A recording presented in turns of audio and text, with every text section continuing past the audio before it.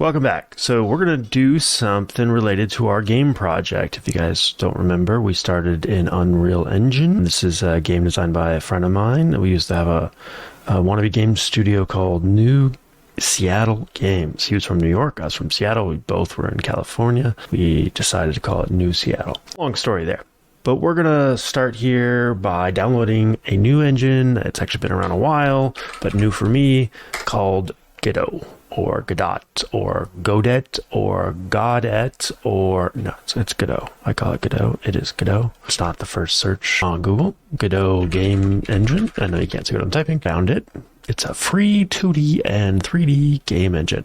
What's unique about this one is that it's open source, meaning, should I get latest or LTS? Meaning you can go look at the code for the engine itself. You can change it. You can put a pull request in if you want to on GitHub. I'm assuming it's on GitHub. I should actually check that. All right, Godot engine, GodotEngine.net. What's the difference? They're both Intel Apple Silicon. C# support. Tempting. What's .NET is terrible on Macs, unfortunately. I learned that recently. Ooh, a comprehensive tutorial. We're going to go with the Godot scripting or whatever it's called. It's like a very JavaScript looking scripting language, not full-blown C#. So let's do that. I want to see how fast we can get off the ground with this new engine. Part of the reason why I just think I'm going to abandon Unreal Engine is that it just takes forever to do any one little thing. And I don't have a ton of time these days. I've got 5 side projects, a full-time job, and some other stuff in the pipeline. So as that downloads, or looks like it did, I'm going to install it now. You can think of this as a tutorial for how to install a game engine. No, I'm just kidding. Downloaded it, double-clicked it, opening it.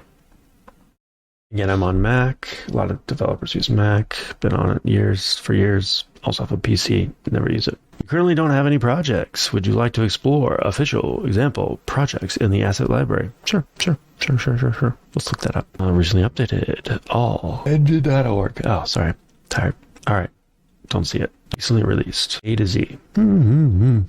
All templates, projects. Looks like their asset store is not loading. I'm going to close this and reopen it. So I did not put it in the apps folder. When apps don't do that. Open it now. It has been moved. Ooh, open. Right. Trying one more time. Open asset library just to see.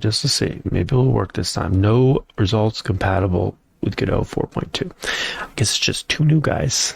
When did this come out? Take me somewhere? Did not. Might have to go to the LTS version. Edit on GitHub, the docs. All right, here we go. This is the engine itself. There's also a project for the demo. Let's read a little bit about it. Godot Engine is a feature-packed cross-platform game engine to create 2D and 3D games from a unified interface. It provides a comprehensive set of common tools so that users can focus on making games without having to reinvent the wheel. Games can be exported with one click to a number of platforms, including the major desktop platforms, Linux, Mac OS, Windows, mobile platforms, Android and iOS, as well as web-based platforms and consoles. Free open source, community driven. Godot is completely free and open source under the very permissive MIT license. No strings attached, no royalties, nothing. The user's games are theirs, down to the last line of engine code. Godot's development is fully independent and community driven, empowering users to help shape their engine to match their expectations. It is supported by Godot Foundation, not for profit. Before being open source in February 2014, Godot had been developed by Juan and Ariel Menzur, both still maintaining the projects, for several years as an in-house engine used to publish several work-for-hire titles. Getting the engine binary downloads, compiling from source, community, and contributing. Godot is not only an engine, but an ever-growing community of users and engine developers. The main community channels are listed on the homepage. The best way to get in touch with the core engine developers is to join the Godot contributors chat. To get started contributing to the project, see the contributing guide. The document also includes guidelines for reporting bugs, documentation, and demos. The official documentation is hosted on Read the Docs. It is maintained by the Godot community in its own GitHub repository. The class reference is also accessible from the Godot editor. We also maintain official demos in our GitHub repository, as well as a list of awesome Godot community resources. Scan those real quick. There are also a number of other learning resources provided by the community, such as text and video tutorials, demos, etc. Consult the community channels for more information. 940 code helpers, 36% translated, 494 to-dos. Man, I might actually commit to this if I get time, and it makes sense. 5,000 plus issues. Input parse input event does not work on version 4.2.1. We should get the LTS. I'm not sure we should be on the latest. Input parse input seems very important to be broken. Use 4.1.1 to see correct operation. Run the current scene. Press the button that appears. You will see a message displayed while the button is being pressed. Then use Godot 4.2.1. Run the current scene. Press the button that appears. Message indicating that the button has been pressed will not appear. Minimal reproduction project here. Example. What version did we just download? 4.2.1. It's mobile though. Oh, Windows 10 mobile version doesn't work? Okay, let's see how far we can get. If we get into some really weird stuff, we might just downgrade. 2,000 open PRs? What the heck is happening? Fix Godot edits text white box showing during game load. Remove unnecessary this expressions. Add a get button color. C# fix issues with string name reference and C# instance bridge.get. Add methods to get argument count. Alright, a lot of active development. Cool. To date, this page is up to date for Godot 4.2. If you still find out information, please open an issue. Godot Docs 4.2 branch. Godot's documentation is available in various languages and versions. Expand the Read the Docs panel at the bottom of the sidebar to see the list. Welcome to the official documentation of Godot Engine, the free and open source community-driven 2D and 3D game engine. If you're new to the documentation, we recommend that you read the introduction page to get an overview of what this documentation has to offer. The table of contents in the sidebar should let you easily access the documentation of your topic of interest. You can also use the search function in the top left corner. Get involved. Godot Engine is an open source project developed by a community of volunteers. The documentation team can always use your feedback and help it improve the tutorial classes. If you don't understand something or cannot read, you're looking for the docs, but help us blah blah blah blah. Offline documentation. Cool. It directed me to this page. Introduction. Func_ready. Print hello world. Welcome to the official documentation of Godot Engine, the free and open source community-driven 2D and 3D game engine. Behind this mouthful, you will find a powerful yet user-friendly tool that you can use to develop any kind of game for any platform and with no usage restrictions whatsoever. This page gives a broad overview of the engine and of this documentation so that you know where to start if you're a beginner or where to look if you need information on a specific feature. Before you start, the tutorials and resources page lists video tutorials contributed by the community. If you prefer video to text, consider checking them out. Otherwise, getting started is a pretty good starting point. I thought this was the starting point. In case you have trouble with one of the tutorials or your project, you can find help on the various community channels, especially the Godot Discord, community, and forum. The game engine is a complex tool and difficult to present in a few words. Here's a quick synopsis, which you are free to reuse if you need a quick write-up about Godot Engine. Godot Engine is a feature-packed cross-platform game engine to create 2D and 3D from a unified interface that provides a comprehensive set of tools. Yeah, we already talked about this. Godot is completely free. We talked about that. Organization and the documentation is organized into several sections about contains the introduction as well as information about the engine, its history, its licensing, authors, etc. It also contains the frequently asked questions. Getting started contains all necessary information on using the engine to make games. It starts with a step-by-step tutorial, which should be entry point for all new users. This is the best place to start if you're new. The manual can be read or referenced as needed in any order. It contains feature-specific tutorials and documentation. Contributing gives information related to contributing. Community is dedicated to the life of Godot's community. It points to various community channels. Finally, the class reference documents the full Godot API, also available directly within the engine script editor. You can find information on all classes, functions, signals, and so on here. In addition to this documentation, you may also want to take a look at the various Godot demo projects. About this documentation, all documentation content is licensed under the permissive Creative Commons attribution. Cool. Did it say 2014? It did. Introduction. This series will introduce you to Godot, and spelling Godot wrong before. That's probably why I didn't find it when I searched. In the following pages, you will get answers to questions such as, is Godot for me? Or what can I do with Godot? We will then introduce the engine's most essential concepts, run you through the editor's interface, and give you tips to make the most of your time learning. Introduction to Godot. This article is here to help you figure out whether Godot might be a good fit for you. We will introduce some broad features of the engine to give you a feel for what you can achieve with it and answer questions such as, what do I need to know to get started? This is by no means an exhaustive overview. We will introduce many more features in this Getting Started series. What is Godot? Godot is a general purpose 2D, 3D support sort of projects. You can use it to create games or applications you can then release on desktop or mobile as well as on the web. You can also create console games with it, although you either need strong programming skills or a developer to port the game for you. The Godot team can't provide an open source console export due to the licensing terms imposed by console manufacturers. Regardless of the engine you use, though, releasing games on consoles is always a lot of work. You can read more on that here. What can the engine do? Godot was initially developed in-house by an Argentinian game studio. Its development started in 2001, and the engine was rewritten and improved tremendously since its open source release in 2014. Some examples of games created with Godot include Zodiac and Helms of Fury. As for applications, the open source pixel art drawing program Pixelrama is powered by Godot, and so is the voxel RPG creator RPG in a Box. You can find many more examples of this official showcase videos. How does it work and look? Godot comes with a fully fledged game editor with integrated tools to answer the most common needs.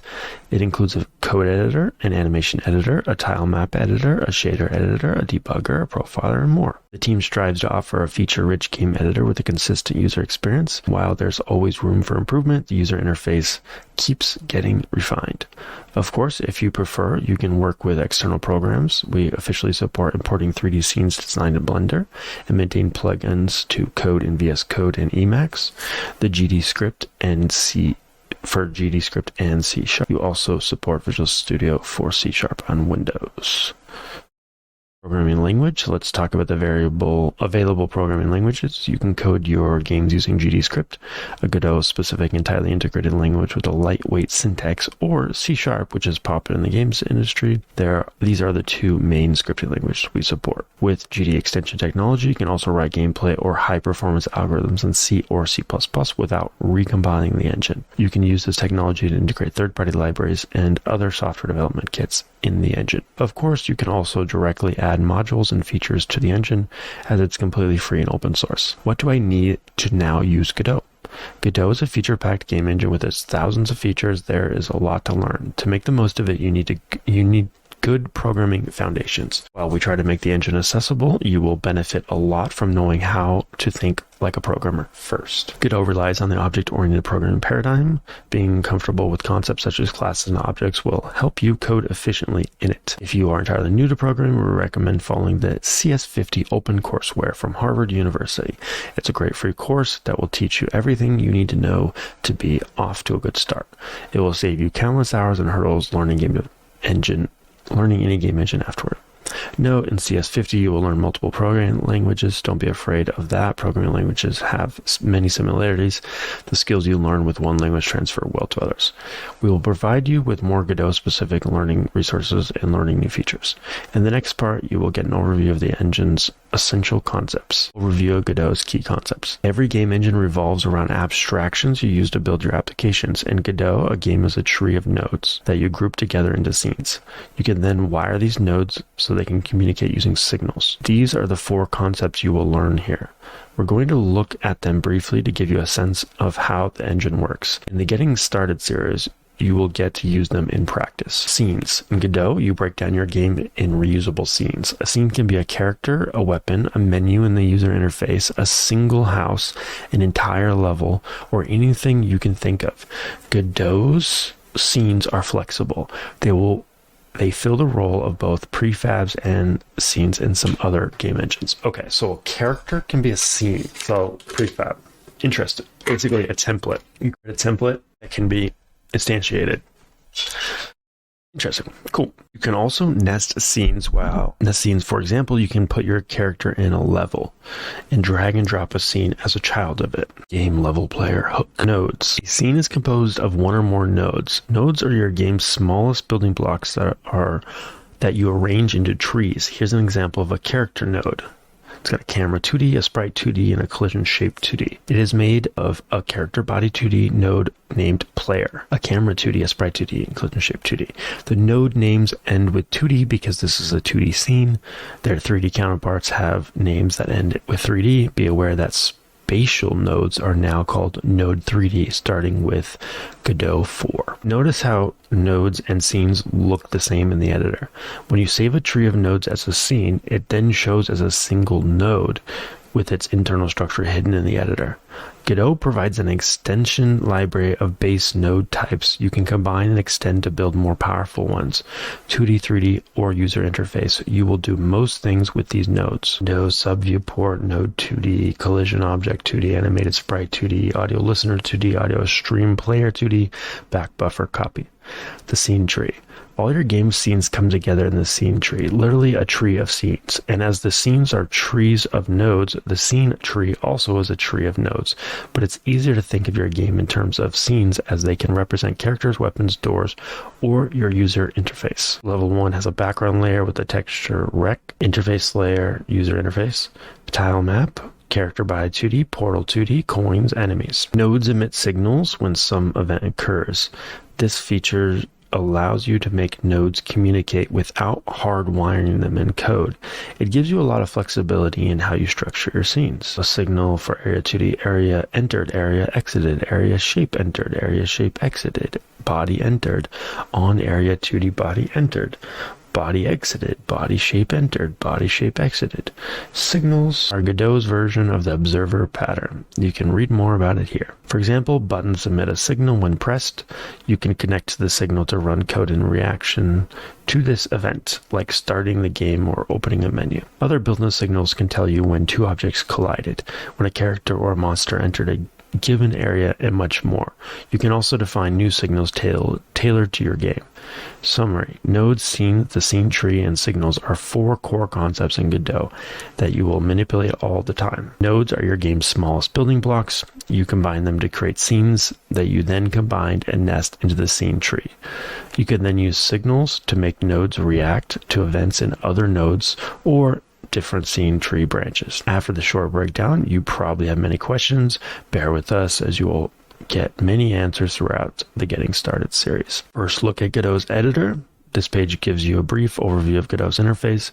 We're going to look at the different main screens, and docs to help you situate yourself. For a comprehensive breakdown of the editor's interface and how to use it, see the editor manual. Project Manager. When you launch Godot, the first window you see is the Project Manager. In the default tab, Local Projects, you can manage existing projects, import and create new ones, and more. At the top of the window, there's another tab named Asset Library Projects. You can search the demo project in the open source asset library, which includes many projects developed by the community. To learn the project manager's ins and outs, read Using the Project Manager. You can also change the editor's language using the drop-down menu to the right of the engine's version in the Windows top right corner. By default, it is in English. First, look at Godot's editor. When you open a new or an existing project, the editor's interface appears. Let's look at this main areas. By default, it features menus, main screens, and playtest buttons along the Windows top edge. In the center of the viewport, with its toolbar at the top, where you'll find tools and move, scale, or lock scenes nodes. On either side of the viewport sit the docks, and at the bottom of the window lies the bottom panel. The toolbar changes based on the context and selected node. Here's the 2D toolbar. Below is the 3D one. Similar, yeah, different I guess here. Same, different. 3D has a couple extra things there. Let's look at the docs. The file system doc lets your project files, including scripts, images, and audio file samples and more. List them. I totally misread that. File system. Cool. The scene doc lists the active scenes nodes. The inspector allows you to edit the properties of a selected node. Inspector. The bottom panel situated below the viewport is the host for the debug console, the animation editor, the audio mixer, and more. They can take precious space, that's why they're folded by default. Output debugger, audio animation, shader editor. When you click on one, it expands vertically. Below you can see the animation editor opened. The 4 main screens. There are 4 main screen buttons centered at the top of the editor: 2D, 3D script, and asset lib. You'll use the 2D screen for all types of games. In addition to 2D games, the 2D screen is where you'll build your interfaces.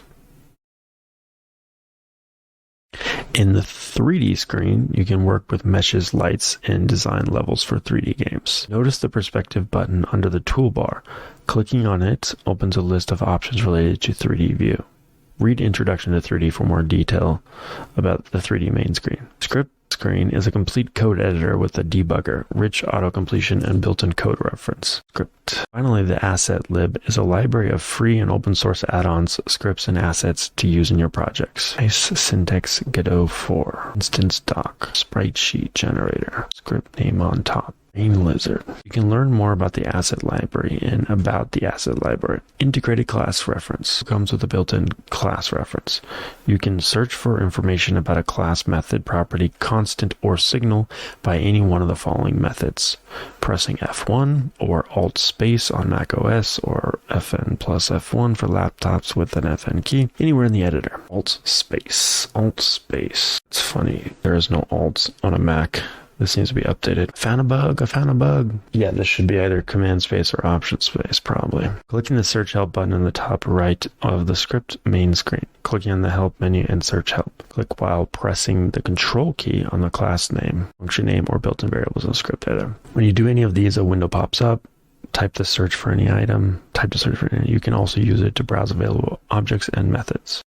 Makes sense. Double click on an item to open the corresponding page in the script main screen. Animated Sprite 2D, sprite node that contains multiple textures as frames to play for animation. Description: Animated Sprite 2D is similar to the Sprite 2D node, except it carries multiple textures as an animation frames. Animations are created using a sprite frames resource, which allows you to import image files or folder containing said files. To provide the animation frame for the sprite frames resource can be configured in the editor via the sprite frames bottom panel. We're going to be using that pretty soon, I'm sure. All right, learning new features. Godot is a feature-rich game engine. There's a lot to learn about. The page explains how you can use the online manual, built-in code reference, and join online communities to learn about new features and techniques, making the most of this manual. What you are reading now is the user manual. It documents each of the engine's concepts and available features. When learning a new topic, you can start by browsing the corresponding section of this website. The left menu allows you to explore broad topics, while the search bar will help you find more specific pages. If a page exists for a given theme, it will often link to more related content. The manual has a companion class reference that explains each Godot's class available functions and properties when programming, while the manual covers general feature concepts and how to use the editor. The reference is all about using Godot scripting API application programming interface. You can access it both online and offline. We recommend browsing the reference offline from within the Godot editor. To do so, go to Help, Search Help, or press F1. To browse it online, head to the manual's class reference section. A class reference page tells you where the class exists in the inheritance hierarchy. You can click the top links to jump to parent classes and see the properties and methods a type inherits. So, physics body comes from collision object 2D node 2D canvas item node object. Everything starts as an object and then becomes a node. A summary of the class's role and use cases, an explanation of the class's properties, methods, signals, enums, and constants, links to manual pages further detailing the class. Note: if the manual or class reference is missing or has insufficient information, please open an issue in the official Godot Docs GitHub repository to report it. You can control-click in the undefined underlying text, like the link of name of a class, property, method, signal, and constant to jump to it. Learning to think like a programmer, teaching programming foundations and how to think like a game developer is beyond the scope of Godot's documentation.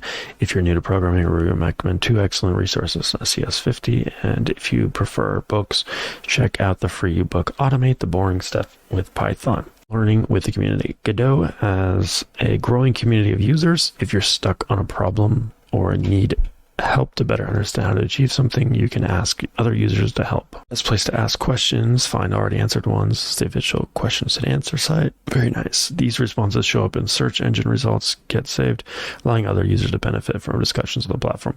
Once you have asked a question there, you can share its link on the social platforms. Before asking a question, be sure to look for existing answers that might solve your problem on the website or using your preferred search engine. Asking questions well and providing details will help others answer you faster and better. When asking questions, we recommend including the following information. Describe your goal. You want to explain what you are trying to achieve design-wise. If you're having trouble figuring out how to make a solution work, there may be a different, easier solution that accomplishes the same goal. If there's an error involved, share the exact error message. You can copy the exact error message in the editor's debugger bottom panel by clicking the copy error icon. Knowing what it says can help community members better identify how you triggered this error. If there is code involved, share a code sample Other users won't be able to help you fix a problem without seeing your code. Share the code as text directly.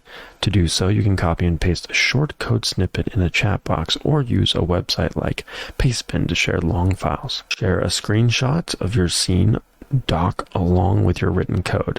Most of the code you write affects nodes in your scenes. As a result, you should think of those scenes as part of your source code. Also, please don't take a picture with your phone. The low quality and screen reflections can make it hard to understand the image. Alternatively, you can use a program. Sharing a video of your running game can also be helpful. If you're not using the stable version of Godot, please mention the version you're using. The answer can be different as available features and interface evolve rapidly. Following these guidelines will maximize your chance. Okay, community tutorials. This manual aims to provide a comprehensive reference to Godot's features. Aside from 2D and 3D Getting Started series, it does not contain tutorials to implement specific game genres. If you're looking for a tutorial about creating the role-playing game, a platformer, or other, please see tutorials and resources, which list content made by Godot community. Godot's design philosophy. Now that you've gotten your feet wet, let's talk about Godot's design. Every game engine is different and fits different needs. Not only do they offer a range of features, but the design of each engine is unique.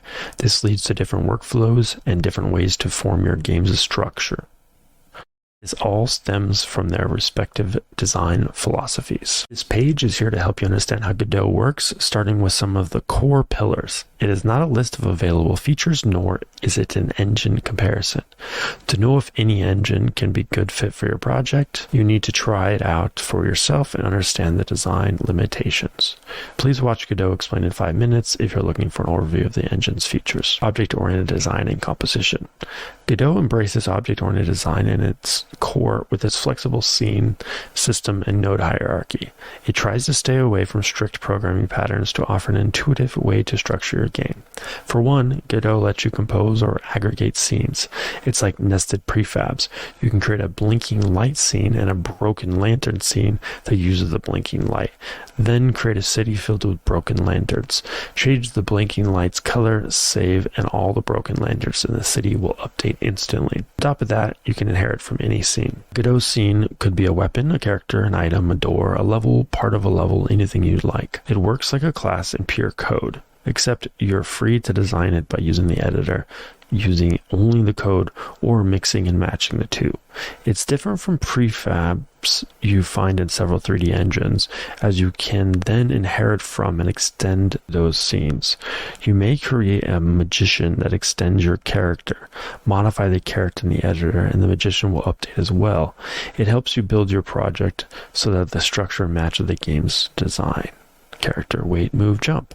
Wizard, cast, focus, wait, move, jump. Warrior, slash, rush, wait, move, jump. Also note that Godot offers many different types of objects called nodes, each with a specific purpose. Nodes are part of a tree and always inherit from their parents up to the nodes class. Although the engine does feature some nodes like collision shapes that a parent physics body will use, most nodes work independently from one another. In other words, Godot's nodes do not work like components in some other game engines. Sprite 2D is a node 2D. The canvas item is a node. It has all the properties and features of its 3 parent classes, like transformers or the ability to draw custom shapes and render with a custom shader. All-inclusive package. Godot tries to provide its own tools to answer most common needs. It has a dedicated scripting workspace, an animation editor, a tile map editor, a shader editor, a debugger, a profiler, the ability to hot reload locally and on remote devices. The goal is to offer a full package to create games and a continuous user experience. You can still work with external programs as long as there is an import plugin available in Godot for it, or you can create one like the tiled map importer.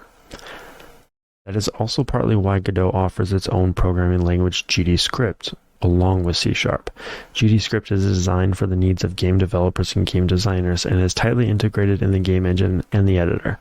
GDScript lets you write code using an indentation-based syntax. Ooh, I hate those. Yet it detects types and offers a static language's quality of auto-completion.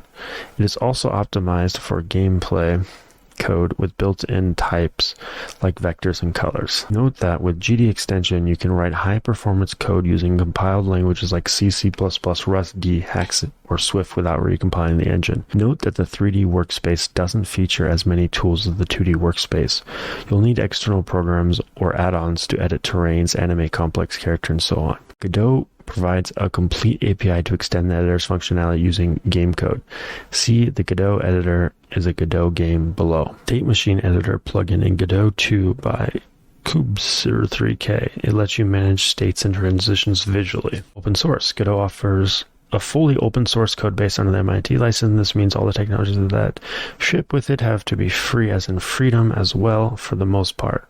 They're developed from the ground up by contributors. Anyone can plug in proprietary tools for the needs of their projects. They just won't ship with the engine. This may include Google AdMob or Fmod. Any of these can come as third-party plugins instead. On the other hand, an open code base means you can learn from and extend the engine to your heart's content. You can also debug games easily, as Godot will print errors with the stack trace, even if they come from the engine itself. This does not affect the work you do with Godot in any way. There's no strings attached to the engine or anything you make with it. Community driven. Godot is made by its community, for the community, and for all game creators out there. It's the needs of the users and open discussions that drives the core updates. New features from the core developers often focus on what will benefit the most users first.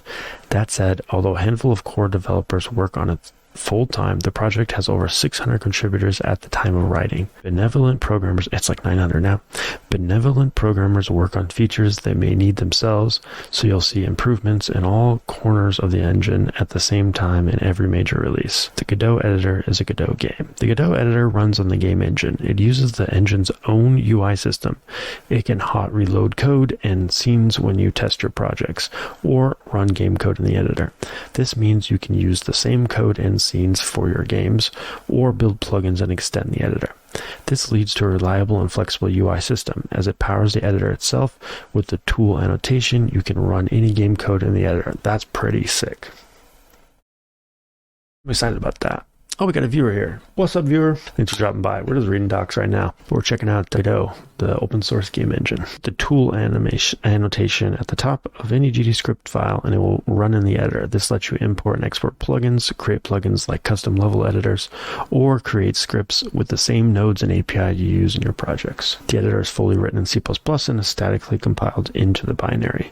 This means you can import it as a typical project that would have a project.godot file. Separate 2D and 3D engines. Godot offers dedicated 2D and 3D rendering engines. As a result, the base unit of 2D scenes is pixels. Even though the engines are separate, you can render 2D in 3D, 3D in 2D, and overlay 2D sprites and interfaces over your 3D world. Interesting. Engines are separate. All right, now we're into the step-by-step. We read the introduction. So you will get started with the editor and the engine. You will learn more about nodes and scenes, code your first classes with GDScript, use signals to make nodes communicate with one another, and more. The following lessons are here to prepare you for your first 2D game. Step-by-step tutorial where you will code a game from scratch. By the end of it, you will have the necessary foundation to explore more features in other sections. We also included links to pages that cover a given topic in depth where appropriate. All right. Nodes and scenes, an overview of Godot key concepts. We saw that a Godot game is a tree of scenes and that each scene is a tree of nodes. In this lesson, we explain a bit more about them. You will also create your first scene. Nodes. Nodes are the fundamental building blocks of your game. They're like the ingredients in a recipe. There are dozens of kinds that can display an image, play a sound, represent a camera, and much more. All nodes have the following characteristics. They've got a name, editable properties. They receive callbacks to update every frame. You can extend them with new properties and functions. You can add them to another node as a child. The last characteristic is important. Together, nodes form a tree, which is a powerful feature to organize projects. Since different nodes have different functions, combining them produces more complex behavior. As we saw before, you can build a playable character. The camera falls using character body 2D node, a sprite 2D and a camera 2D node, and a collision shape 2D node. When you organize nodes in a tree, like our character, we call this construct a scene. Once saved, the scenes work like new node types in the editor, where you can add them as a child of an existing node. In that case, the instance of the scene appears as a single node with its internals hidden. Scenes allow you to structure your game's code however you want. You can compose nodes to create custom and complex node types, like a game character that runs and jumps, a life bar, a chest with which you can interact, and more. The Godot editor essentially is a scene editor. It has plenty of tools for editing 2D and 3D scenes, as well as user interfaces. A Godot project can contain as many of these scenes as you need. The engine only requires one as your application's main scene. This is the scene Godot will first load when you or a player runs the game. On top of acting like nodes, scenes have the following characteristics. They always have one root node, like the character in our example. You can save them to your local drive and load them later. Okay. You can create as many instances of a scene as you'd like. You could have 5 or 10 characters in your game created from your character's scene. Creating your first scene. Let's create our first scene with a single node. To do so, you need to create a new project first, and after opening the project, you should see an empty editor. Let's do it. New folder. Godot.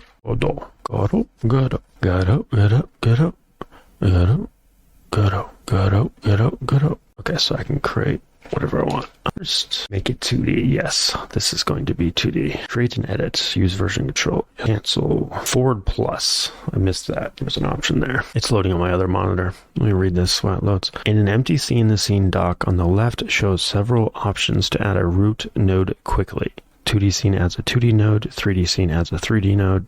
Or node 30, and user interface adds a control node. These presets are here for convenience. They are not mandatory. Other node lets you select any node to be the root node. In an empty scene, other node is equivalent to pressing the add child node button at the top left of the scene dock, which usually adds a new node as a child of the currently selected node.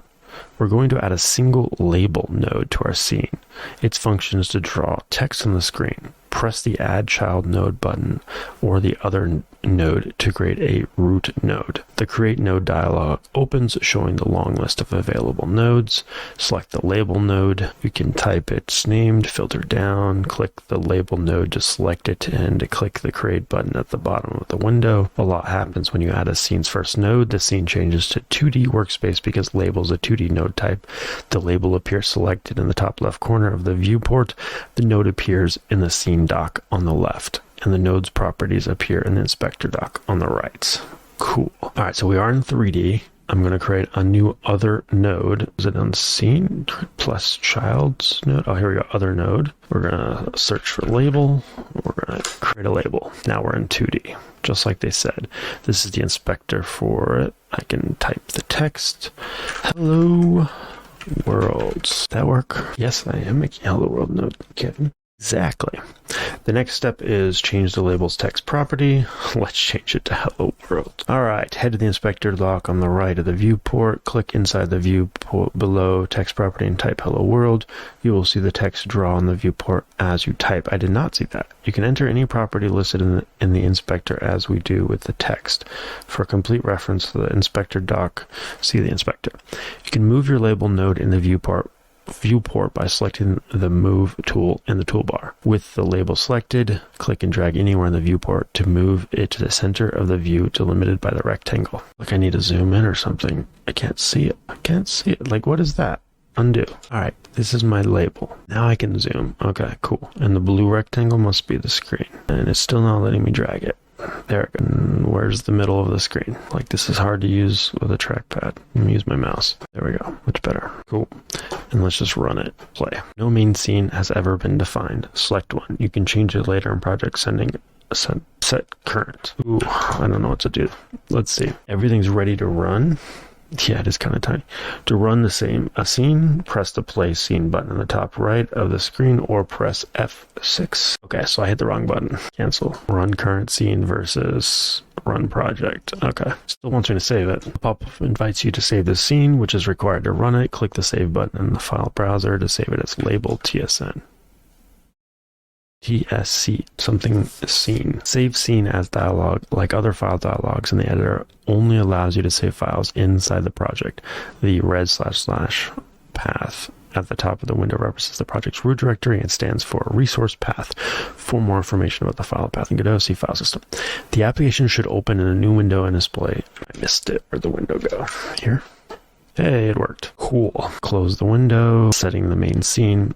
To run our test scene, we use the play scene button. Another button next to it allows you to set and run the project's main scene. You can press F5 to do so. The pop-up window appears and invites you to select the main scene. Click the select button and the file dialog that appears will double-click the label scene. The demo should run again. Moving forward, every time you run the project, Godot will use the scene as a starting point.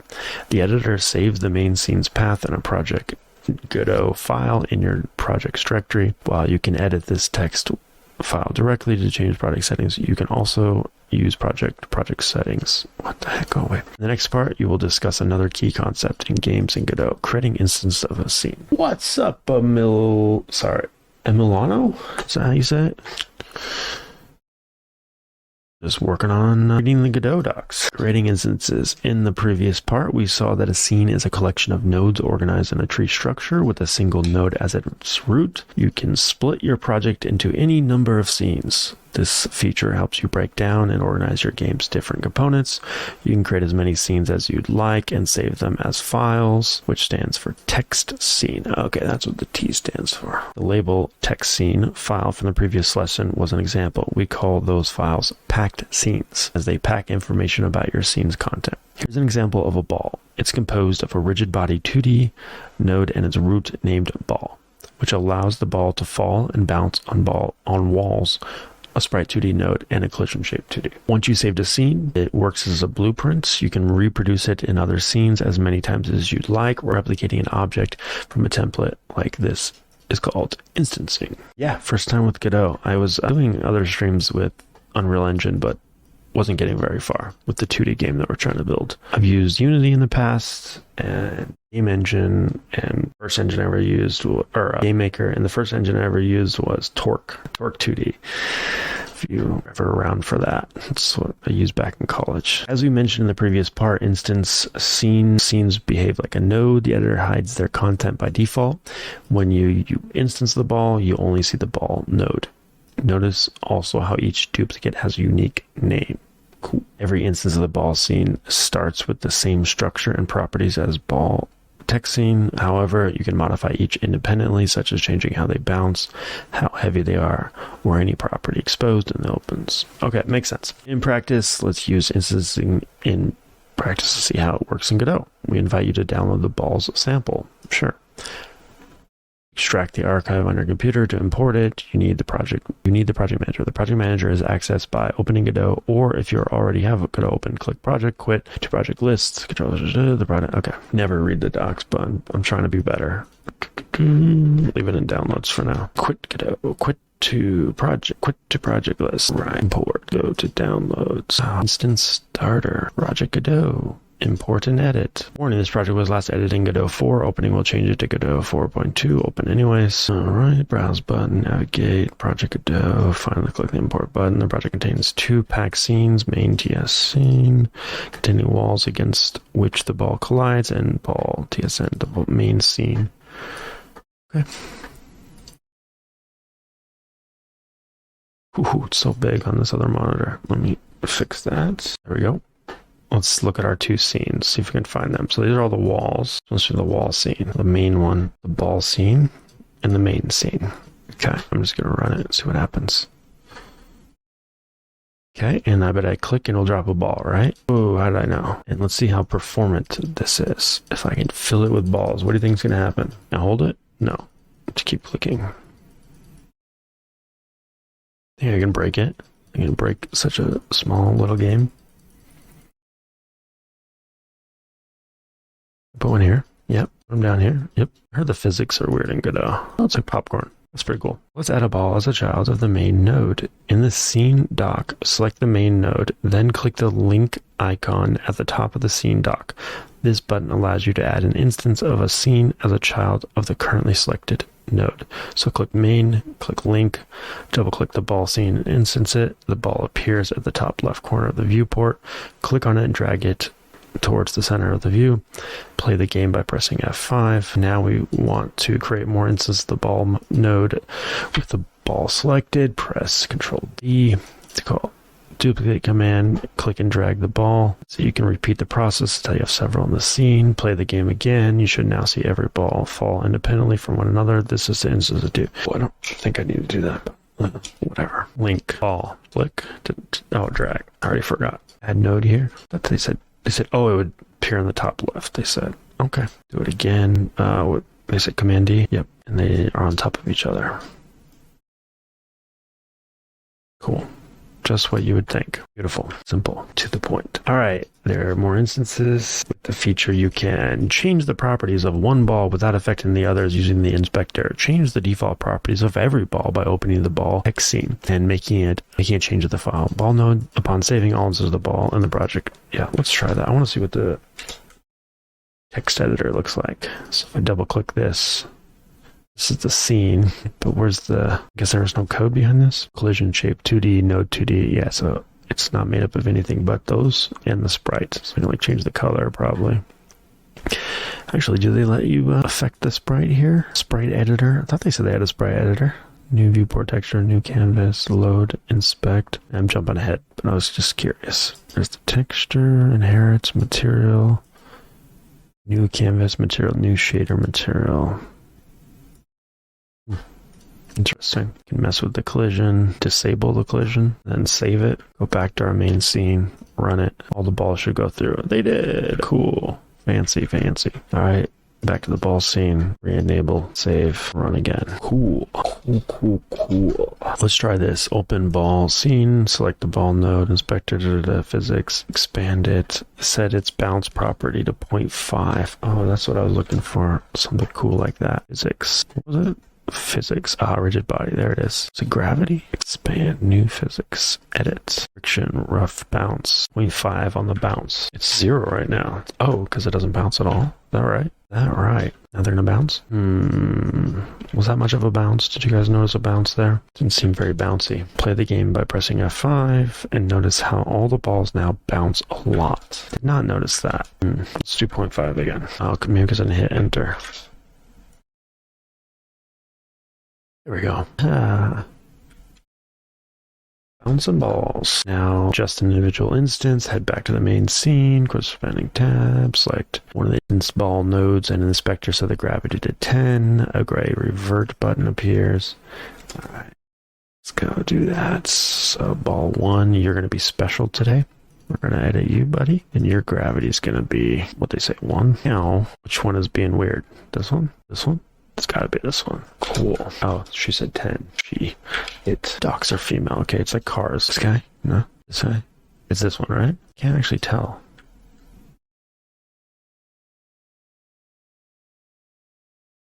So it's normally 4. What if I set it to 40? Ooh. Yeah, he's like killing all the other ones. Oh, the balls. Oh, one more. Get him. That's pretty cool. The icon indicates you are overriding a value from the source pack scene. Even if you modify the property of the original scene, the value override will be preserved in the instance. Clicking the revert icon will restore the property of the value in the saved scene. Rerun the game and notice how the ball now falls much faster than the others. Note, you may notice you are unable to change the values of the physics material of the ball. This is because physics material is a resource and needs to be made unique before you can edit it in a scene that is linking it to its original scene. To make a resource unique for one instance, right-click on the inspector and click Make Unique in the contextual menu. Resources are another essential building block of Godot games. We will cover in later lessons. Okay, that I didn't quite track, actually. That seems a little more complex. So it's saying can't update this because it's a resource. Okay, I get that it's a resource. I don't understand why. It's the Make Unique option. Okay, I made it unique. What did that do? Messed with the friction. Okay, what if I don't want it to be unique anymore? New physics material. I'm sure. Hopefully get back to it. All right, scene instances as a design language. Instances and scenes at Godot offer an excellent design challenge, setting the engine apart from others out there. We designed Godot around this concept from the ground up. We recommend dismissing architectural code patterns when making games with Godot, such as model, view, controller, or entity relationship diagrams. Instead, you can start by imagining the elements players will see in your game and structure your code around them. For example, you could break down a shooter game like this. Obstacle HUD, market, weapon, player ship, enemy, stage, missile, enemy, weapon, instance by code. You can come up with a diagram like this for almost any type of game. Each rectangle represents an entity that's visible in the game from the player's perspective. The arrows tell you which scene owns which. Once you have a diagram, we recommend creating a scene for each element listed in it. To develop your game, you'll use instancing either by code or directly in the editor to build your tree of scenes. Programmers tend to spend a lot of time designing abstract architectures and trying to fit components into it. Designing based on scenes makes development faster and more straightforward, allowing you to focus on the game logic itself.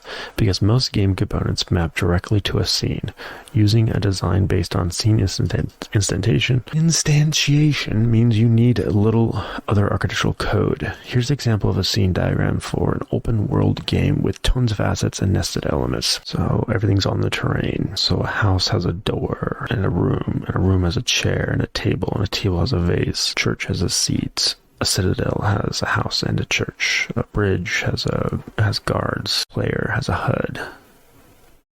Imagine we started by creating the room. We could make a couple of different room scenes with unique arrangements of furniture in them. Later, we could make a house scene that uses multiple room instances for the interior. We would create a citadel out of many instanced houses in a large terrain on which we would place the citadel. Each of these would be a scene instancing one or more sub-scenes. Later, we could create scenes representing guards and add them to the citadel. They would be indirectly added to the overall game world.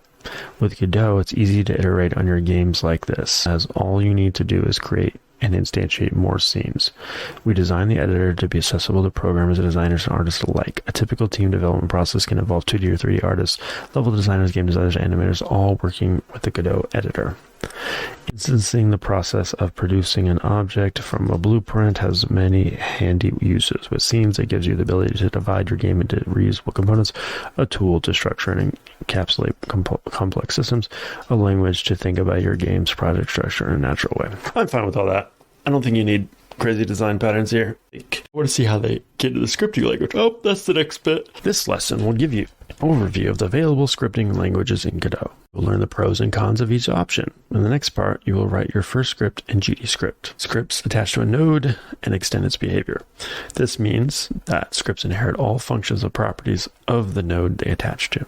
For example, take a game where a camera 2D node follows a ship. The camera 2D node follows its parent by default. Imagine you want the camera to shake when the player takes damage. As this feature is not built into Godot, you would attach a script to the camera 2D node and code the shake. Available scripting languages. Godot offers 4 gameplay programming languages: GDScript, C#, and via the GD extension technology, C and C++. There are many community-supported languages, but these are the official ones. You can use multiple languages in a single project. For instance, in a team, you could code gameplay logic in GDScript as it's fast to write, and use C# or C++ to implement complex algorithms and maximize their performance. Or you can write everything in GDScript or C#. It's your call. You provide the flexibility to answer the needs of different game projects and developers. Which language should I use? If you're a beginner, we recommend to start with GDScript. We made this language specifically for Godot and the needs of game developers. It has a lightweight and straightforward syntax and provides the tightest integration with Godot. Tens area 2D signal hit export var speed 200 or 400 var screen size. Oh, it's actually like Python. _process, var direction calculate, move direction, var velocity direction speed, if velocity dot length greater than 0, animated sprite dot play. How do you know this has an animated sprite on it? Where is that reference coming from? Position plus equals velocity times delta, position x equals clamp position. For C#, you'll need an external code editor like VS Code or Visual Studio. With C# support is now mature, you will find fewer learning resources for it compared to GDScript. That's why we recommend C# mainly to users who already have experience with the language. Let's look at each language's features as well as its pros and cons. GDScript. GDScript is an object-oriented and imperative programming language built for Godot. It's made by and for game developers to save you time coding games. Its features include a simple syntax that leads to short files, blazing fast compilation and loading times, tight editor integration with code completion for nodes, signals, and more information from the scenes it's attached to. Built-in vector and transform types, making it efficient for heavy use of linear algebra and a must for games. Supports multiple threads as efficiently as statically typed languages. No garbage collection, as this feature eventually gets in the way when creating games. The engine counts references and manages the memory for you, in most cases by default, but you can also control memory if you need to. Interesting. Gradual typing. Variables have dynamic types by default, but you also can use type hints for strong type checks. Gradual typing. Can't say I've heard of gradual typing. The correctness of the type is checked at compile time. And some expressions may be left untyped, and eventually type errors are reported at runtime. Gradual typing allows software developers to choose either typing pattern as appropriate from within a single language. Oh, okay, so you get your choice. Good. Want strong typing. GDScript looks like Python, yeah, as you structure code blocks using indentations, but it doesn't work the same way in practice. It's inspired by multiple languages, including Squirrel, Lua, and Python. Never heard of Squirrel. Why don't we use Python or Lua directly? Years ago, Godot used Python, then Lua. Both languages integration took a lot of work and had severe limitations. For example, threading support was a big challenge with Python. It's probably better now. Developing a dedicated language doesn't take us more work, and we can tailor it to game developers' needs. We're now working on performance optimization features that would have been difficult to offer with third-party languages. .NET C#. Java is a favorite amongst game developers. We officially supported C# as a mature and flexible language with tons of libraries written for it. We were able to add support for it thanks to generous donation from Microsoft.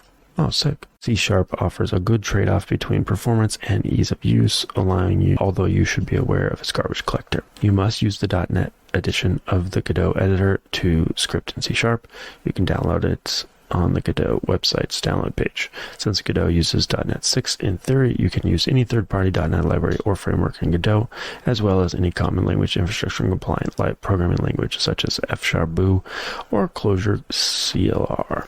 However, C# is the only official supported .NET option.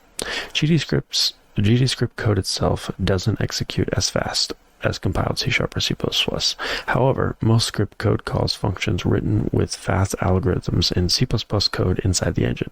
In many cases, writing gameplay logic in GDScript, C# or C++ won't have significant impact on performance. Attention, projects written in C# using Godot 4 currently cannot be exported to the web platform. To use C# on that platform, consider Godot 3 instead. Android and iOS platform support is available as of Godot 4.2, but is experimental and some limitations apply. C++ via GD extension. GD extension allows you to write game code in C++ without needing to recompile Godot. Why would you bother? You can use any version of the language or mixed compiler brands and versions of the generated shared libraries, thanks to our use of the internal C API bridge. GD extension is the best choice for performance. You don't need to use it throughout an entire game, as you can write other parts in GDScript. Okay, so that's why you do it. For the performance, of course. When working with GD extension, the available type functions and properties closely resemble Godot's actual C++ API. Scripts are files containing code that you attach to a node to extend its functionality. Godot supports 4 official scripting languages, offering you flexibility between performance and ease of use. You can mix language, for instance, to implement demanding algorithms with C or C++ and write most of the game logic with GDScript or C#. Alright, creating your first script. In this lesson, you will code your first script to make the Godot icon turn in circles using GDScript. As we mentioned in the introduction, we assume you have programming foundations. The equivalent C# code has been included in another tab for convenience. There are tabs. See also, to learn more about GDScript, its keywords and syntax, head to GDScript reference. To learn more about C#, head to the C# basics page. Project setup. Create a new project to start with a clean slate. Your project should contain one picture, the Godot icon, which we often use for prototyping in the community. We need to create a Sprite 2D node to display in the game. In the scene dock, click the other node button, type Sprite 2D in the search bar to filter nodes, and double-click on Sprite 2D to create the node. Your scene tab should now only have a Sprite 2D node. Sprite 2D node needs a texture to display. In the inspector on the right, you can see that the texture property says empty. To display the Godot icon, click and drag the file icon SVG from the file system dock onto the texture slot. You can create Sprite 2D nodes automatically by dragging the dropping images in the viewport, then click and drag the icon into the viewport center in the game view. Creating a new script. You can create and attach a new script to our node. First, click on Sprite 2D in the scene, dock, and attach script. Attached node script window appears. It allows you to select the script's language and file path among other options. Change the template field from node default to object empty to start with a clean file. Leave the other options set to their default values and click the create button to create the script. C# script names need to match their class name. In this case, you should name the file mysprite2d.cs. The script workspace should appear with your new Sprite2D GD file open in the following line of code. Extend Sprite2D. There's the tab. Using Godot. Public partial class. mysprite2d. Sprite2D. Every GD script file is implicitly a class. The extends keyword defines the class the script inherits and extends. In this case, it's Sprite2D, meaning our script will get access to all the properties and functions of the Sprite2D node, including classes it extends like node 2D, canvas, item, and node. In GD script, if you omit the line with the extends keyword, your class will implicitly extend ref counted, which Godot uses to manage application memory. Inherited properties include the ones you can see in the inspector doc, like our node's texture. By default, the inspector displays a node's properties in title case with words separated by a space. In GD script code, these properties are in snake case, so Python, which is lowercase with words separated by. You can hover over any property's name in the inspector to see the description of it and its identifier code. Hello world. Our script currently doesn't do anything. Let's make it print the text hello world to the output bottom panel to get started. Add the following code to your script. GD print hello world or print hello world. Let's break it down. The func keyword defines a new function named init. This is a special name for our class's constructor. The engine calls init on every object or node upon creating it in memory if you define this function. GDScript is an indent-based language. The tab at the start of the line that says print is necessary for the code to work. If you omit it or don't indent a line correctly, the editor will highlight it in red and display the following error message: indented block expected. Save the scene as Sprite2D. If you haven't already, then press F6 to run it. Look at the output. Bottom panel expands it. It should say hello world. Cool. Project, quit to project list, don't save, put up my first project again, wait for it to load, shrink it, move it to my new monitor. This had a label in it, I'm going to delete that. We're going to do other Sprite 2D, right? Yep, cool. We're going to add a script, not label, guys, Sprite GD, object empty, right? Func, type, func, score, init, tab, it's cool. It's mad. Why are you mad? Parse error identifier hello not declared in the current scope. Oops. Let me see if they have shortcuts here. They do. Good. Save. Okay. I'm missing the sprites texture. Did they say where I could get the texture? Icon. Beautiful. Hello world. Okay. I am going through the Hello World 2D tutorial for Godot, an open source game engine. I was building a game in Unreal Engine for a friend of mine. Didn't get very far because there's a lot of big learning curve in Unreal Engine. Godot, on the other hand, seems very straightforward so far. All right, so I ran that, and then it says delete the init function, so you're only left with the extends. Turning around, it's time to make your node move and rotate. To do this. To do so, we're going to add two member variables to our script: the movement speed in pixels per second and the angular speed in radians per second. Add the following after the extends. Var speed, angular speed. Angular speed is pi. Nice. Speed 400. Was it var? I can't remember. Angular speed equals 400. And the radians thing, what was that? Angular speed. Oh, the first one's speed. The second one is angular speed. Okay. Speed. Angular speed. Pi. Was var, right? Yeah, var. In C#, it would have been private int underscore speed, angular speed. All right. Member variables sit near the top of the script after any extends lines, but before functions. Every node instance with this script attached to it will have its own copy of the speed and angular speed properties. Angles in Godot work in radians by default, but you have built-in functions and properties available if you prefer to calculate angles in degrees instead. To move our icon, we need to update its position and rotation every frame in the game loop. we can use the process virtual function of the node class. If you define it in any class that extends the node class like sprite2d, Godot will call the function every frame and pass it an argument named delta, the time elapsed since the last frame. Games work by rendering many images per second, each called a frame, and they do so in a loop. We measure the rate at which a game produces images in frames per second.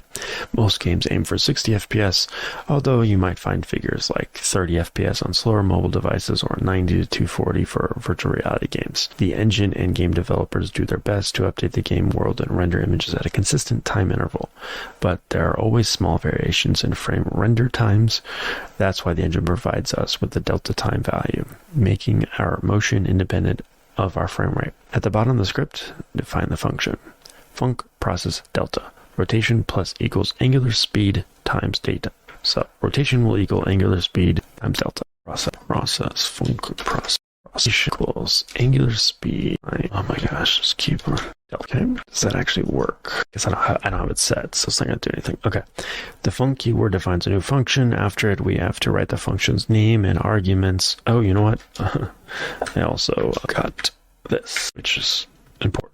Where did I map this key on my freaking keyboard? The equals, right? Okay. Notice how process like init starts with the leading underscore? By convention, Godot's virtual functions, that is to say, built-in functions, you can override to communicate with the engine, start with an underscore. The line inside the function, rotation plus equals angular speed times delta, increments our sprite's rotation every frame. Here, rotation is a property inherited from the class node2d with sprite2d extends. It controls the rotation over a node and works with radians. In the code editor, you can control-click on any built-in property or function like position, rotation, or process to open the corresponding documentation in the tab. Run the scene to see the Godot icon turn in place.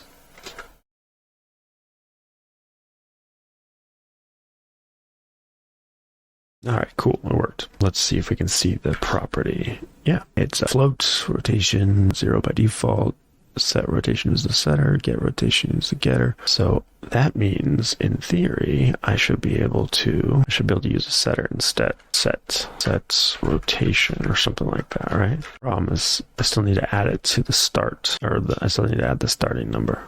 Okay, didn't work, but I was just curious. It said set rotation was a setter. I wonder if I can go back. Nope. In C#, notice how the delta argument taken by process is a double. We therefore need to convert it to float when you apply its rotation. Is that right? Angular speed times float delta. Moving forward, let's now make the node move and add the following two lines in the process function, ensuring the new lines are indented the same way as the rotation plus equals angular squared times delta line before them. Right, if our velocity is vector2 up rotated by the rotation times the speed, that gets us the velocity. And then we change the position based on the velocity and the time passed since the previous frame. As we already saw, the var keyword defines a new variable. If you put it at the top of the script, it defines a property of the class. Inside a function, it defines a local variable. It only exists within the function scope.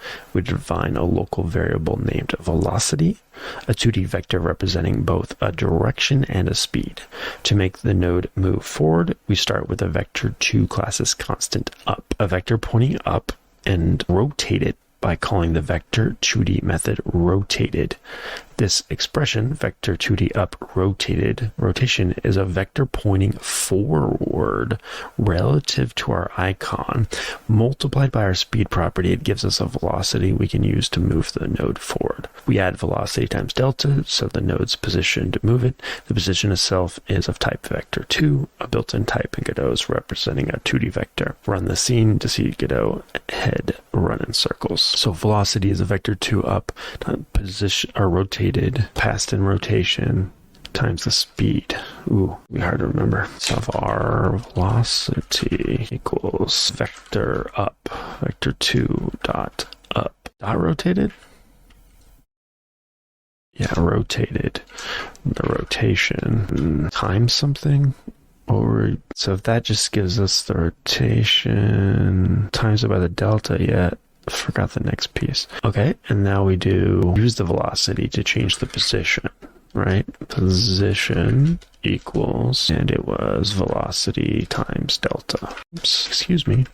There you go. All right, let's see. I'm missing something here. I just can't remember what it was. The velocity can't be the rotated. Maybe it can. Oops, I messed that up. Put that in there. Cancel. Okay, that's the script. So then I have to add the script to the scene because I messed that up because I deleted it. Attach script. I want to attach a new script. I want this script. Save over it. I drag it onto it. That work. Doesn't make a sprite scene. I could have sworn I made a sprite scene. This needs the vector image again. Save.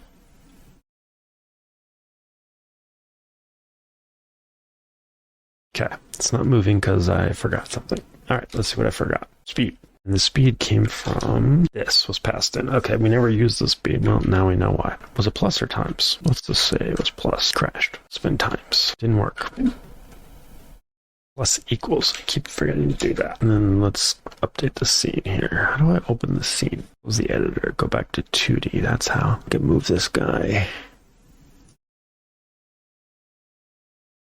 Hey, can you just let me move you? You want to? I move around scene. It's gotta be a way to drag, right? There you go.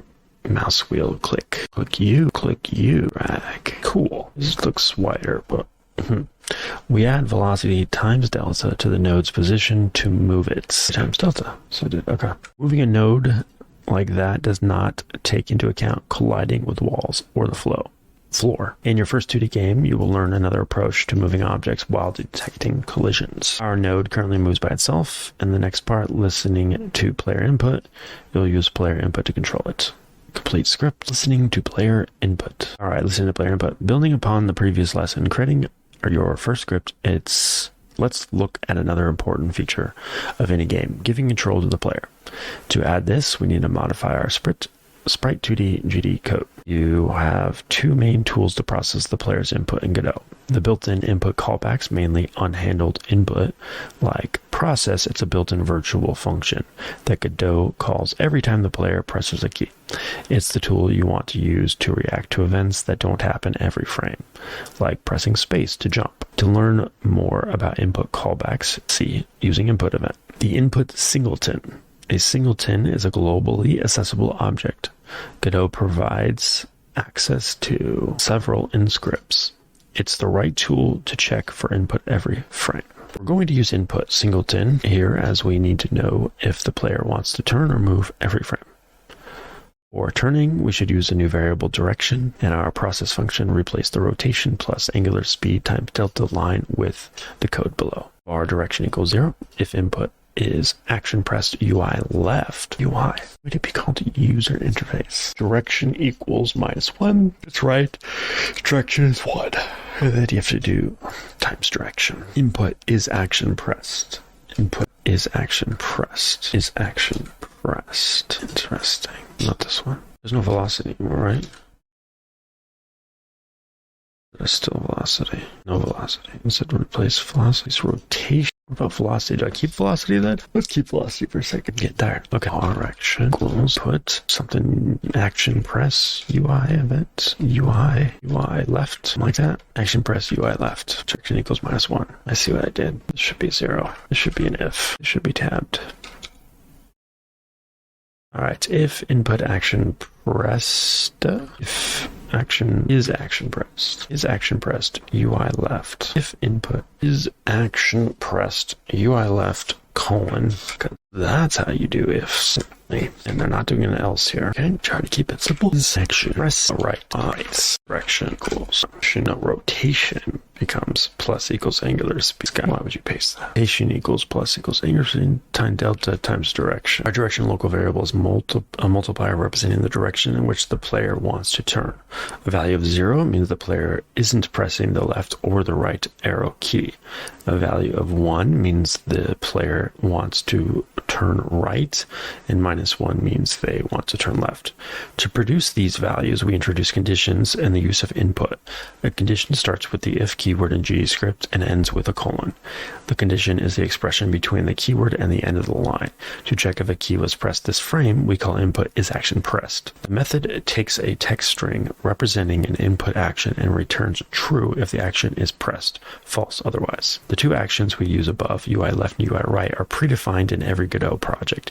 They respectively trigger when the player presses the left and right arrows on the keyboard or left or right on the game's D-pad. You can see and edit input actions in your project by going to Project Settings, and clicking on the Input Map tab. Finally, we use the direction as a multiplier when we update the node's rotation. Rotation plus equals angular speed times direction times delta.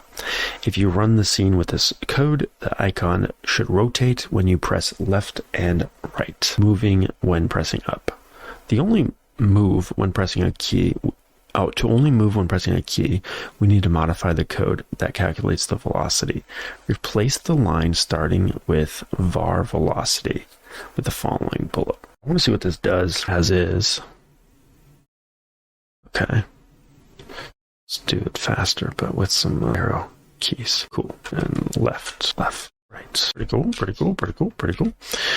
All right, and it's going to actually go off the map. All right, our velocity starts out as vector to 0 now, and then if the input press is up, the velocity will be vector up times rotation speed, the whole thing. So let's change that. Start you off with 0, which was a vector 2 dot 0. Okay. And then now we say if input dot. Okay, gotta do that. Colon, then velocity equals, is it equals or plus equals? Plus equals.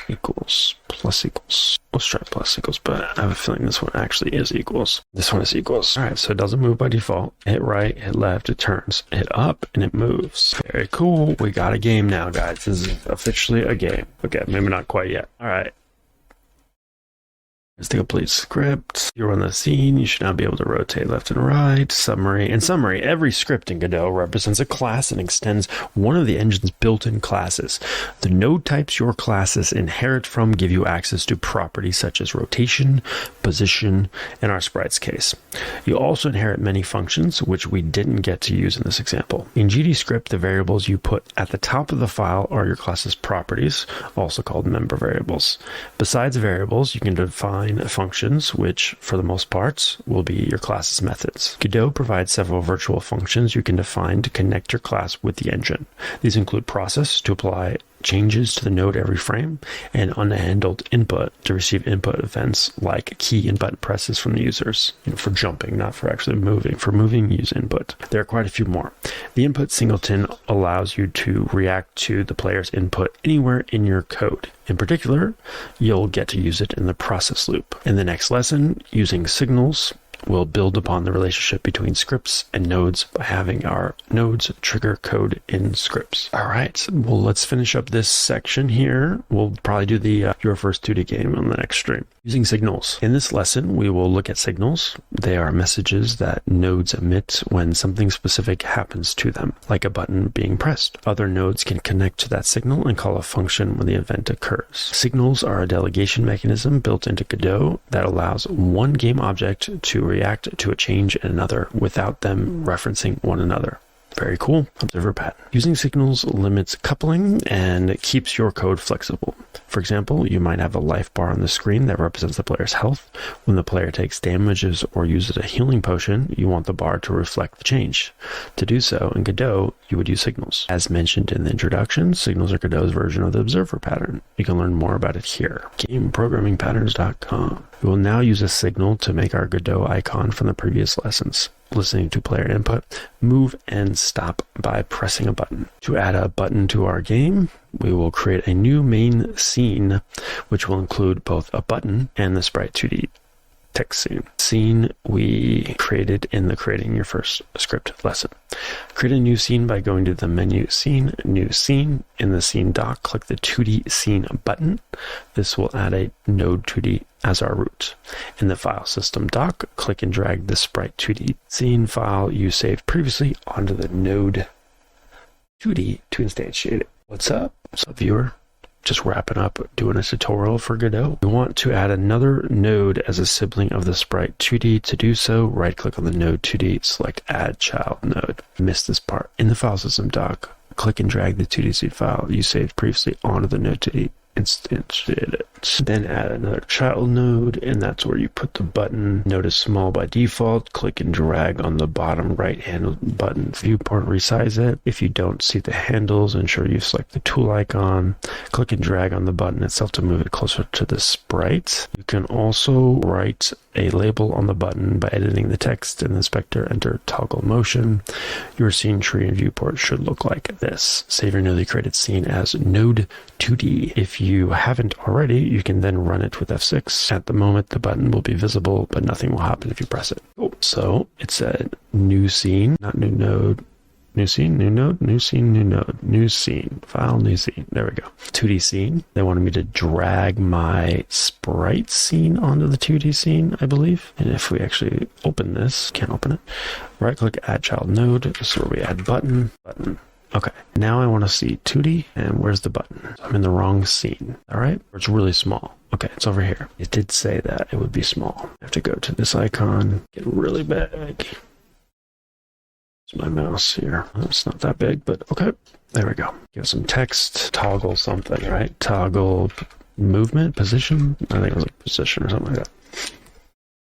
All right, let's save this as node 2D and then run it. There it is. Does nothing. I can still move though. Connecting a signal in the editor.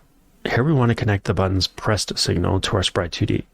And we want to call a new function that will toggle its motion on and off. We need to have a script attached to the sprite node, a sprite 2D node, which we do from the previous lesson. You can connect signals in the node dock, select the button node, and on the right side of the editor, click on the tab named Node next to the inspector. Button node. Okay, here's all the signals. There's probably a pressed one, button down, pressed. The dock displays a list of signals available on the selected node. Pressed. Double-click the press signal to open the node connection window. There you can connect the signal to the sprite node. The node needs a receiver method, a function that Godot will call when the button emits the signal. The editor generates one for you. By convention, we name these callback methods. On node name signal name. Here it'll be on button pressed. Just connect that guy, on button pressed, and it created a new function for me. Advanced view lets you connect to any node and any built-in function. Add arguments to the callback and set options. You can toggle the mode in the Windows bottom right by clicking the advanced button. Click the connect button to complete the signal connection and jump to the script workspace. You should see the new method with the connection icon in the left margin. If you click the icon, a window pops up and displays information about the connection. This feature is only available when connecting nodes in the editor. Let's replace the line with the pass keyword with code that'll toggle the node's motion. Our sprite 2D moves things to code in the process function. Godot provides a method to toggle processing on and off. Node.setProcess. Another method of the node class isProcessing returns true if idle processing is active. We can use the not keyword to invert the value. So function on button pressed, set process, not isProcessing. The function will toggle processing and in turn the icon's motion on and off upon pressing the button. Before trying the game, you need to simplify our process. We need to simplify. Function to move the node automatically and not wait for user input. Replace it with the following code, which we saw 2 lessons ago. Process delta rotation plus angular speed times delta. All right, so this is putting it back to move automatically, which I don't like. Okay, go ahead and do that, but we're going to do this in the meantime. So took me to the wrong thing, and they don't let me automatically comment it out. The shortcut doesn't work. Sad. Indent toggle comment. There we go. Func underscore process delta. I put a T in my func, and then damn it. And then this guy becomes set process input. Set process not process mode. Oh, not is processing. Not is processing. Is that it? Something like that. The process not is processing. Yeah. Run the scene now. Click the button to see the sprite start and stop. Connecting the signal via code is the next thing we're going to do. Save that. So running the wrong scene because the default is set to the old scene. Nope. Gotta go back. Go back to the scene. Now I can do it. Cool. Stop. Start. Works. And then you can connect signals via code instead of using the editor. This is necessary when you create nodes or instantiate scenes inside of a script. Let's use a different node here. Godot has a timer node that's useful to implement skill cooldown times, weapon reloading, and more. Head back to the 2D workspace. You can either click the 2D text at the top of the window or press blah, blah, blah, blah.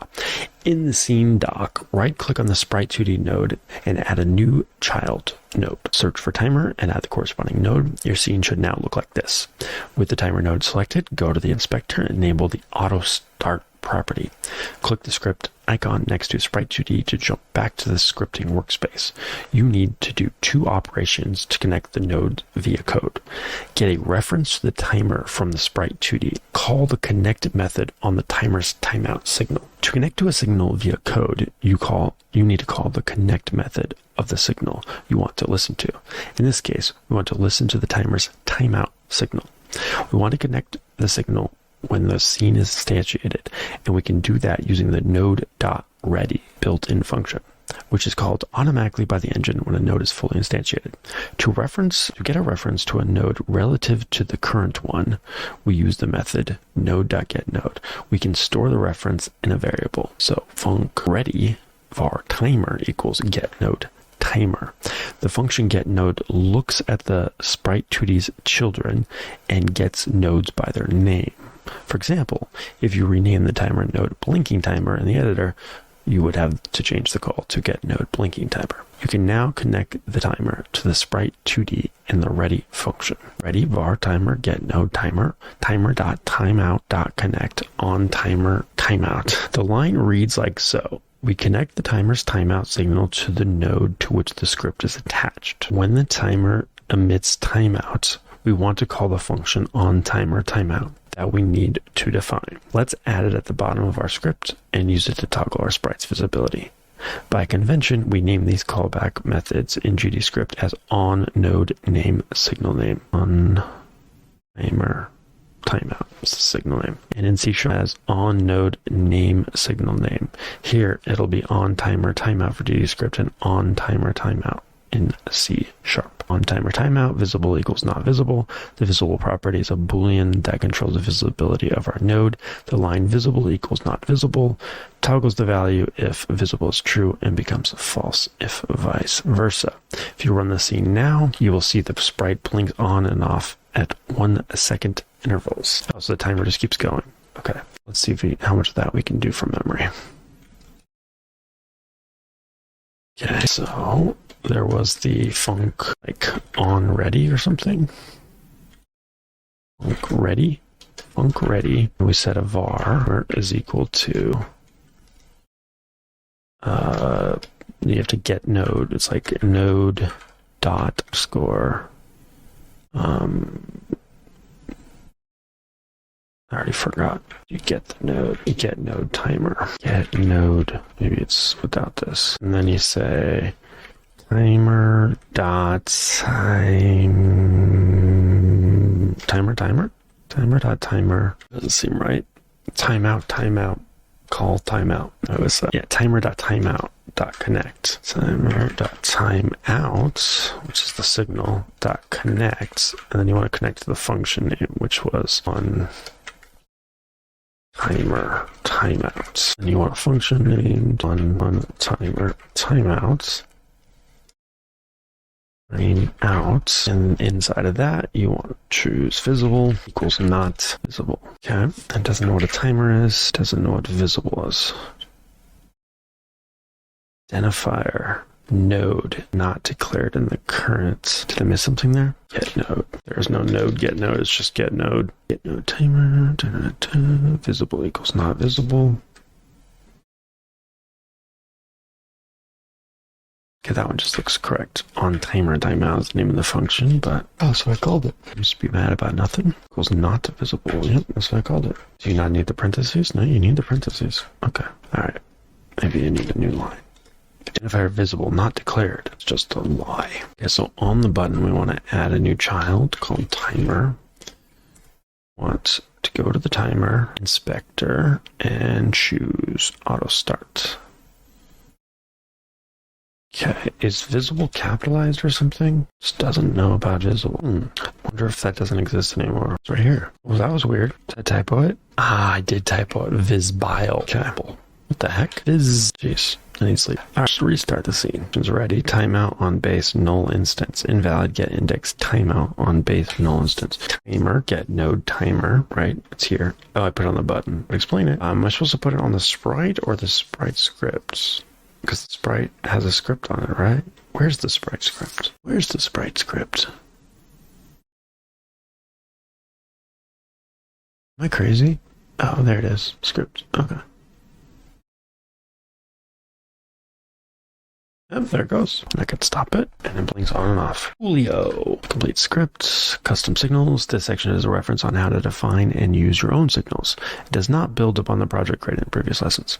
You can define custom signals in a script. Say, for example, that you want to show a game over screen when the player's health reaches 0. To do so, you would define a signal named died, or health depleted when their health reaches 0. Extends signal health depleted var health equals 10. As signals represent events that just occurred, we generally use an action verb in the past tense in their names. Your signals work the same way as built-in ones. They appear in the node tab and you can connect to them like any other. To emit a signal in your scripts, call emits on the signal. Take damage, amount, health minus equals amount. If health is less than equals 0, health depleted dot emit. A signal can optionally declare one or more arguments, specifically the argument names between parentheses. Changed old new var 10. The signal arguments show up in the editor's node doc, and Godot can use them to generate callback functions for you. However, you can still emit any number of arguments when you emit signals, so it's up to you to emit the correct values. To emit values along with the signal, add them as the extra argument to the emit function. Health change.emit old health. Any node in Godot emits signals when something specific happens to them, like a button being pressed.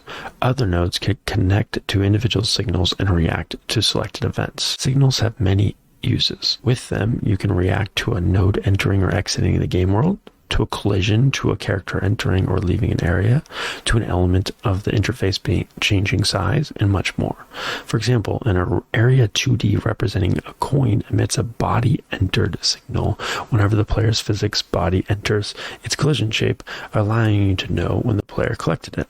In the next section, your first 2D game, you'll create a complete 2D game and put everything you learned so far into practice. Awesome. Well, let's pick it up hopefully tomorrow.